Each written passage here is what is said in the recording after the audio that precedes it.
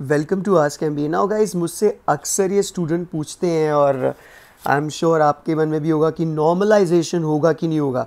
So guys, CET examination cell ने एक normalisation का एक फंडा यहाँ भेजा हुआ है और इस पर बहुत सारी ज्ञान की बातें दी है। The percentile score indicates the percentage of students or candidates that have scored equal to or below, मतलब वो परसेंटाइल और परसेंटेज वाला फंडा दिया हुआ है।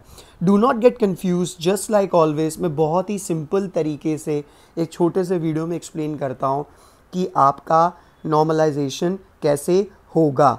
तो यहाँ पे दिया हुआ है कि the percentile of the student of the total shall not be an aggregate or average of the percentile of individual subject.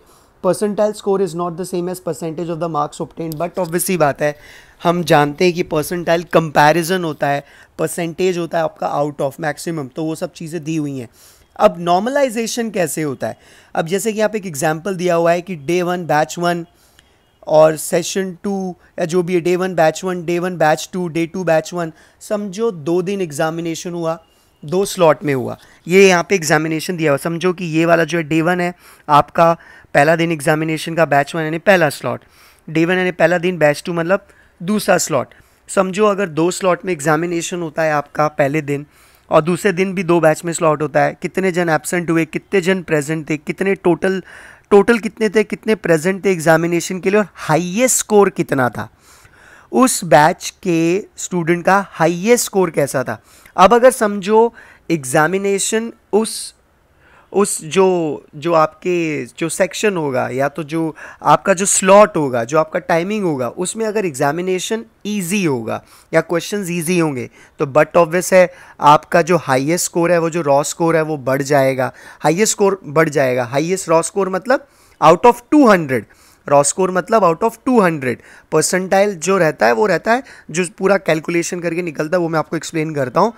तो जो आपका जो आउट ऑफ 200 है, समझो एक जो easy number of set of questions आए थे, समझो बैच 1 में, डे 1 में, तो उसका जो हाईएस्ट रॉ स्कोर है वो 154 है, यानी कि आउट ऑफ 200 उस बंदे ने 154 क्वेश्चंस राइट किए हैं, ठोकी है। और लोएस्ट क्या है, जैसे कि 1 मार्क है, उससे कम नहीं है, लोएस्ट समझो 0 है, क्योंकि -1 नेगेटिव तो होता नहीं है, तो लोएस्ट या तो 0 होगा या 1 होगा, जो भी है, तो मार्क्स आपका हाईएस्ट और लोएस्ट दिया रहता है। सो वो एक चीज़ निकलती है। फिर उसके बाद यही सब दिया हुआ और ये कैलकुलेशन दिया हुआ है। Do not get confuse by this thing, just focus on this part and focus on what I am trying to explain.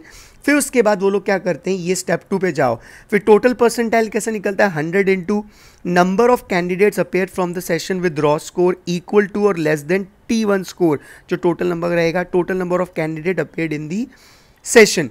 यार अब एक समझने वाली बात है कि अगर आपको फिर भी ये चीज़ समझ में नहीं आ रही तो मैं आपको सिर्फ इतना बोलना चाहता हूँ कि आपके सेक्शन में या तो आपके स्लॉट में जो हाईएस्ट स्कोर होगा उसको देखकर, प्लस कितने लोगों ने अपेयर किया उस सेक्शन में, उस स्लॉट में, उसके ऊपर आपका परसेंटाइल आएगा, जो बाद में सबका नॉर्मल हो जाता है, सबका सेम तरीके से किया जाता है। The examining body will try to be justifiable or try to be honest and try to be as unbiased to the student as much as they can.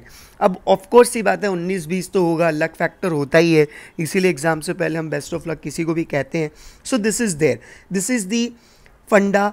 ज़्यादा कुछ सोचने की ज़रूरत नहीं है, आपके हाथ में सिर्फ एक ही चीज़ है कि ज़्यादा से ज़्यादा आपका क्वेश्चन राइट हो, यानी कि आपके raw score out of 200 questions, maximum number of questions you attempt right.